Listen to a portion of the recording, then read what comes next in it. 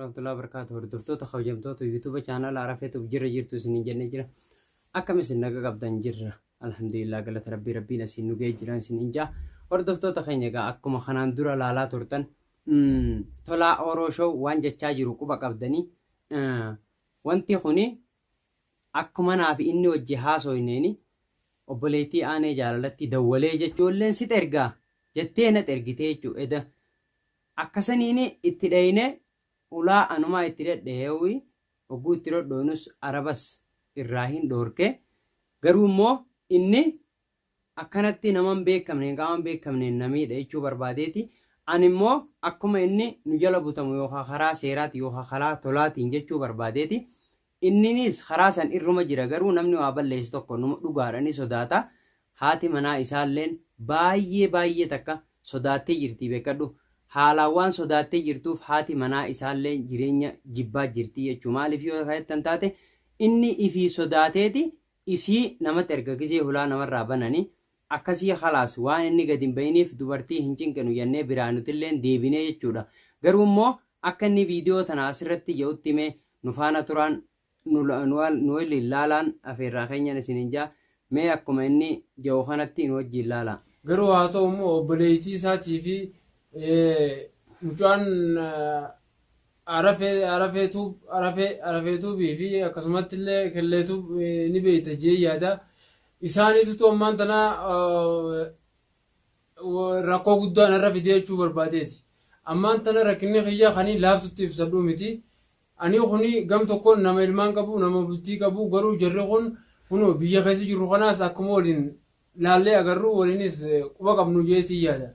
Biyya tana keessatti araba bitanii ammaan tana eda jechuudha. Eda arabni ulaati cacafaqaa bulee jechuudha. Anga bakka arabni mana dhufe kanatti eenyu jee gaafadhee ogguun gaafadhee osoo nan hin gaafatin duratti illee haadhuma manatti nime haati manaa eenyu isin jettee gaafatte nuyi akkana isin waraqaa bittaakaa qabdanii maarree ni qabdanii yaaduma jiru nutti ol seenanii jechuudha.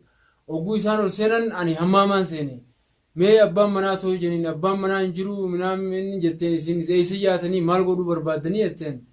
Laa abbaan manaa barbaannaa mee waraqaan hayyamaa ta'e ittiin as keessa jiraattanii fi maarree jeniituma yaada sababa hin taane tokko fidan jechuudha. Hordoftoota kabajamtoota keenya wanti akkanaa kun jechuu inni karaa dheefaatiin osoo hin taane karaa nagayaatiin deebi'ee silaa nagaa nu gaafatee asiin as deebi'ee aanee akkanaa siirii irraa hin hiisisaa waan kana hunda gooneef obboleettii isaallee dhugaadha obboleettiin tiyya tumtee jirti dhugaadha balleessinee jirra jee silaa karaa nagaatiin dhufe dhuguma. Garuu immoo innillee lubbuu isaa rakkisee akkanatti biyya namaa keessatti nutilleen mucaa dhukkuba kanaa acha isa dhiisaan jirru lubbuutti isa dhiibachaa jirra waan ta'eef wanti kun waan hafuu ta'uu miti jechuudha. Inninis hin hafu aaneenis wallaanamuu hin hafu inshaallah isin hinjaa kanaaf jechuudha. Garuu ati nu hijeeffachuu osoo hin taane nuti akkasi barbaade jirus ni beeyta atuu firrattuu ni beeyta jechuu waagaa kee garuu akkanatti lubbuu ta'eef rakkisurra karaa nagayaatiin harka kanniiti akkanaa irraa hin hiisisaa obboleettii tiyyallee akka hayyamtu anaatu taasisaa ta'isii tumtellee ta'a obboleettii aanee jaalalaa tumtelleen nuuf balleessee jettee karaa tolaatiin yoo ati dhufte nutilleen akkasuma sirraa fudhannaa jechuudha.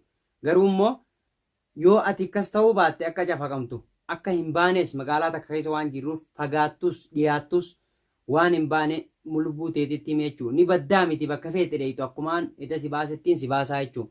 Ni baataa ni baata inshaallah jechuudha. Kanaaf jechuudha mee viidiyoo inni itti aanu kanallee walumaan haala. Obboleettiin aaneeti amma namni maallaqa kanaas baasee akkanan isa addunyaarraa galchaadhaa jettee namni karoora kana baasee jechuudha obboleettii isaatiyan. Ammaan tana waan kanaan dhagahu kiyya edaa haa ta'u malee dhufiinsi uummataa edaa haa ta'u malee waan kana dheengaddaan akka tasaatti dhagee jechuudha. Hin amanne garuu kanatti amma edaa harka rabbiitiin bulee jechuudha edaa alaan bulee gabbee. Amma akkana wal godhuun kun biyya namaa keessatti anaa maatii qabu isaanii maatii qabu mucaa kana karaa wallaansasaa osoo hin deemin isaanilleen karaa wallaansasaa osoo hin deemin achiin as deebanii araba bitanii fidanii yookaan isuma jeefnaa ilmaansaa keessaa isa dhabamsiifnaa akka buutitti isa cafayifnaa hiriyaasaati gati isa goonaa jechuudha wanni isaan na dhufaniif.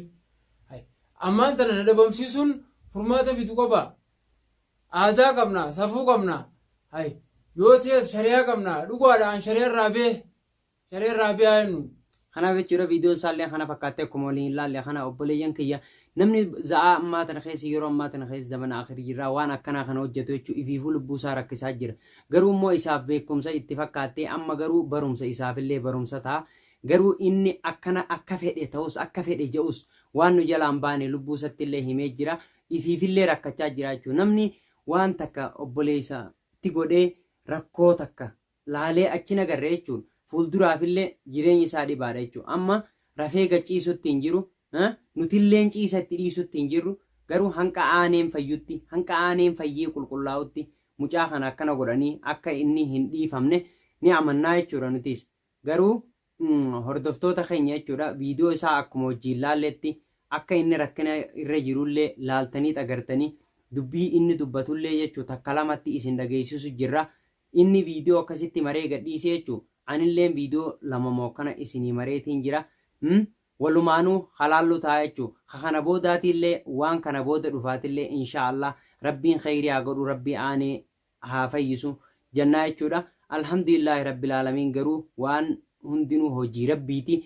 Garuu namni hamaa akkanaa hojjettan irraa iftiisaa isiniin jannaa lubbuu matee isanuuf cinqitan jechuu deebitanii haa ta'uuti namni tokko hawaan akkanaa hojjettan bilisa irraa ta'a irraa of eeggadhaa.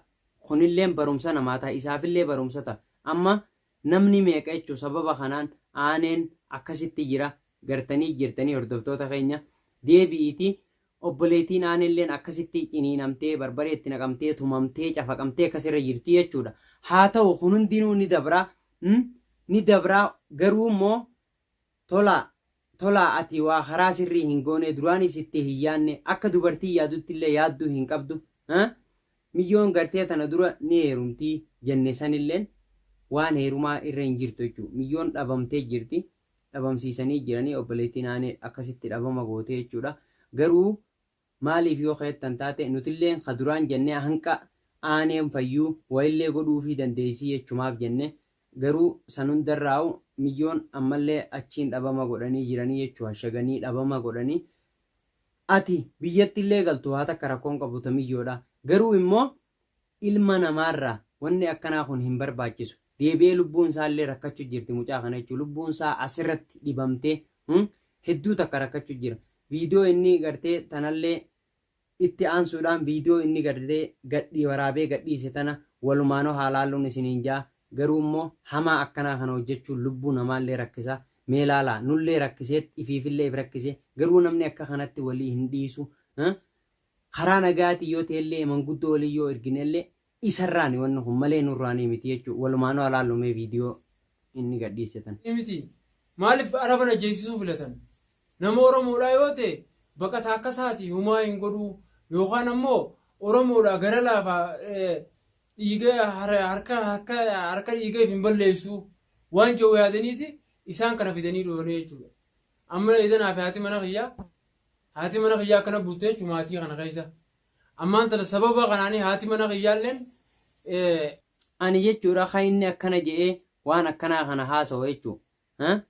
Irraa dhorkeetiin dhiisaadhaa jeeni irraa jirarraa dhorkee jechuudha hamaa irratti yaadu akka inni hamaa yaade kanatti haruma tolaatiin nutuuni fixanna jee akka aaranii muka ibiddarraa yoo darban waan shidatan dhaban jechuudhaan dhiisee jechuudha. Haa ta'uufi inni garuu kana godhee jira. Namni tokko yoo balleessee kaanis wajjin balleesse sirrii miti waan ta'eef garuu inni bahuufillee hin ta'u lubbuu isattillee haa himu akkuma inni haasa'u kanatti jechuudha. Dubbiin isaa jajjabduu baay'ee takka jajjabduudha baay'ee takka namatti ulfaatti.